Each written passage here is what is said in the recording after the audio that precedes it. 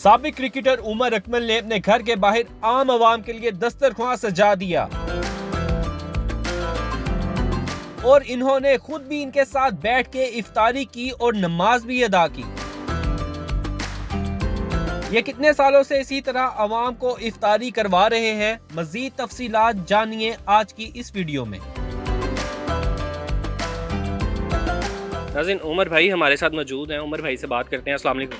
वालेकुम सलाम। उमर भाई कैसे हैं आप? ठीक हैं अल्हम्दुलिल्लाह, अल्लाह का शुक्र। उमर भाई कब से ये इफ्तारी करवा रहे हैं? हर रमज़ान करवाई जाती है और कितने अरसे से करवा रहे हैं? अल्हम्दुलिल्लाह, बिस्मिल्लाहिर्रहमानिर्रहीम। आपको पता ही है ये आज से नहीं है, ये साल नहीं है, लास्ट ईयर भी नहीं है। ये शुक्र अल्लाह का कि मैं पिछले 11 साल से मैं ये इफ्तार में करवा रहा हूँ, सहरियाँ भी कर पा रहा हूँ।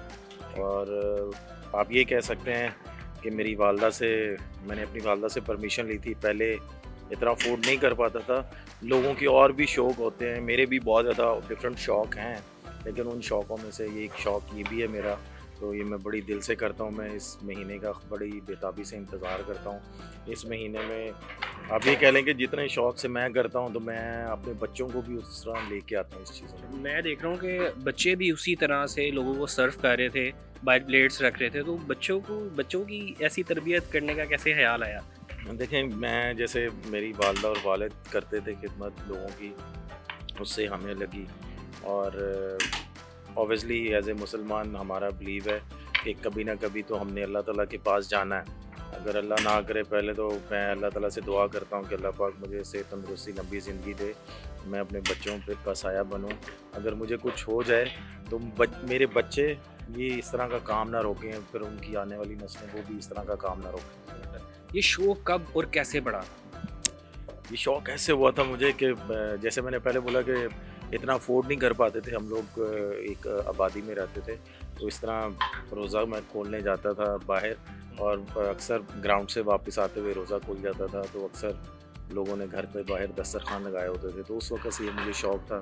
जब अल्लाह ताला ने नवाजा तो अपनी माँ जी से मैंने पूछा था, तो माँ जी ने बोला कि आप इस काबिल बन गए हो, तो बस आप भी खोलो, तो बस लो। उमर भाई, शोहरत मिल जाती है तो लोग किसी को मिलना पसंद नहीं करते। आप आम आवाम में बैठ के इफ्तारी कर रहे हैं, नमाज पढ़ रहे हैं। हम लोग भी एक आम आदमी हैं, अल्लाह ताला ने इज़्ज़त दे दी है। इसका मतलब ये नहीं है कि हम इस तरह के लोगों से मिलना छोड़ दें, इस तरह के लोगों के पास बैठना छोड़ दें, या इनके साथ बैठ के खाना छोड़ दें। हम लोग भी ऐसे ही थे। अल्लाह पाक इनको भी कल को एक बड़ा स्टार बनाए पाकिस्तान के लिए, ये भी नाम रोशन करें, और ये भी इस तरह के काम करेंगे तो मुझे ज़्यादा खुशी होगी, क्योंकि इसके पीछे बहुत एक अहम रोल है, जो एक अहम बंदा है। क्योंकि मैं यहाँ पे हूँ या नहीं भी, अक्सर रमज़ान में हम लोग बाहर चले जाते हैं खेलने के लिए। मेरी वाइफ का बहुत बड़ा क्रेडिट है इसमें कि मेरी वाइफ इसको अच्छे तरीके से डील करती है। उसके बाद मेरा यहाँ पे बंदे हैं, ये है, ठीक है, सैफ है, मतलब सारे इंतजाम ये देखते हैं। ये इंतजाम देखते हैं, हाजी भाई हैं, ये सैफ सारे इंतज़ाम देखता है। सैफ ये नहीं समझता कि जी कौन आया बाहर कौन नहीं आया, ये सबको बड़ा इक्वल सा ट्रीट करता है। तो सैफ ये सारी चीज़ें सैफ भाई, आपसे भी हम बात करना चाहेंगे, कैसे मैनेज कर लेते हैं सब? बाहर तो काफ़ी हमें रश देखने को नज़र आता है। अल्हम्दुलिल्लाह, शुक्र है, अल्हम्दुलिल्लाह। अल्लाह ताला का शुक्र है, सबसे ज़्यादा शुक्र अदा करते हैं इसलिए कि रमज़ान का महीना है, बरकतों वाला महीना है। अल्लाह ताला खुद ही मैनेजमेंट कर देता है। हाँ जी, इसमें हर दिन अलग मेन्यू होता है? जी, अलग मेन्यू होता है, हर दिन अलग मेन्यू होता है, ठीक है।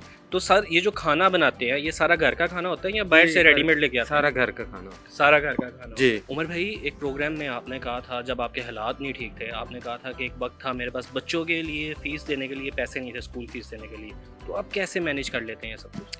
देखें, जो वो मैंने टाइम देखा ना, मैंने अपने शोज़ में भी काफ़ी दफ़ा बोला कि अल्लाह ताला वो टाइम किसी दुश्मन को भी ना दिखाए। जो वो टाइम था ना, वो मैं यहाँ पे भी नहीं एक्सप्लेन कर सकता, लेकिन मैं जैसे बोला कि यहाँ पे बोलना नहीं चाहिए। मैं फुली क्रेडिट अपनी वाइफ को देता हूँ कि अल्लाह ताला ने उस साल भी मुझे ये वाला काम करने की तौफीक दी है। और मेरे पास ऑनेस्टली बात बताऊँ, पैसे नहीं थे।